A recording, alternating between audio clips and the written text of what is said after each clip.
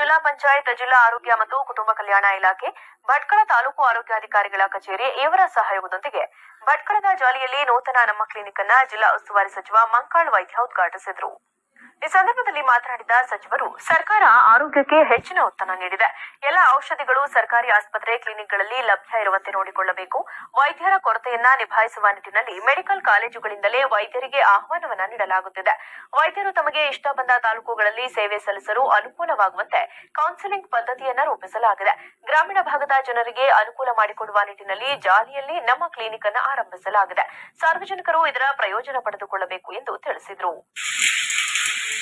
ಜನರಿಗೆ ಹತ್ತಿರವಾಗಿ, ಜನರ ಜೊತೆಯಲ್ಲಿ, ಜನರಿಗೋಸ್ಕರ ಏನೇ ಒಂದು ಆರೋಗ್ಯ ಸಮಸ್ಯೆ ಆದರೂ ಆ ಕೂಡಲೇ ಸ್ಪಂದಿಸಬೇಕು ಅನ್ನುವಂತಹ ಉದ್ದೇಶದಿಂದ ಈ ಕಾರ್ಯಕ್ರಮವನ್ನು ಇದು ಪ್ರತಿಯೊಂದು ಪಟ್ಟಣ ಪಂಚಾಯತ್, ಮುನ್ಸಿಪಾಲಿಟಿ, ರಾಜ್ಯದಲ್ಲಿ ಎಲ್ಲ ಕಡೆ ಆಗಿದೆ, ಆಗ್ತಾ ಇದೆ, ಇನ್ನೂ ಆಗುವುದೂ ಇದೆ.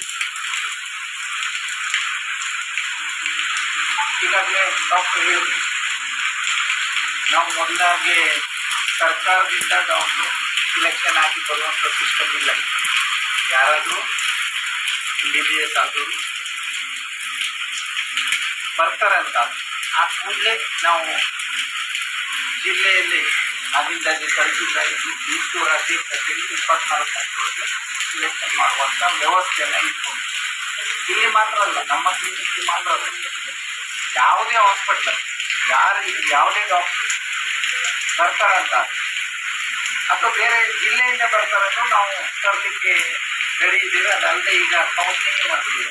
ಯಾರು ಅವ್ರ ಖುಷಿಯಿಂದ ಅವ್ರು ಎಲ್ಲಿ ಬೇಕಾದರೂ ಬರ್ಬೋದು, ಯಾವ ಹಾಸ್ಪಿಟ್ಲಿಗೆ ಅಥವಾ ಯಾವ ಜಿಲ್ಲೆಗೆ ಬೇಕಾದರೂ ಹೋಗ್ಬೋದು. ಆ ರೀತಿಯಲ್ಲಿ ಸಿಸ್ಟಮ್ ಮಾಡಿ ಅಂದರೆ ಅನುಕೂಲ ಆಗಲಿ, ಅವ್ರಿಗೆ ಇಷ್ಟ ಬಂದಲ್ಲಿ ಖುಷಿಯಿಂದ ಕೆಲಸ ಮಾಡಬೇಕು ಅನ್ನುವಂಥ ಉದ್ದೇಶದಿಂದ ಮಾಡ್ತೀವಿ. ಹಾಗಾಗಿ ಇದು ಹೇಳಿದ್ರು, ಈಗ ನಾವೇನು ಮಾಡ್ತಾ ಇದ್ದೀವಿ ಅಂತಂದರೆ, ಎಲ್ಲಿ ಡಾಕ್ಟರ್ ಬರ್ತಿದ್ರೆ ನಾವು ಮೆಡಿಕಲ್ ಕಾಲೇಜಿಂದ ಡಾಕ್ಟ್ರನ್ನ ತಂದುಕೊಂಡು, ಅದು ರೂರಲಿಗೆ ಹಾಕಲಿಕ್ಕಾಗೋದಿಲ್ಲ. ನಾವು ಟೌನಿಗೆ ಮಾತ್ರ ಇಲ್ಲಿ ತಾಲೂಕು ಹಾಸ್ಪಿಟಲ್ ಅಲ್ಲಿ ಮಾತ್ರ 2 ಜನ ಕೊಡ್ಬೋದು, 4 ಜನ ಬೇಕಾಗ್ಬೋದು.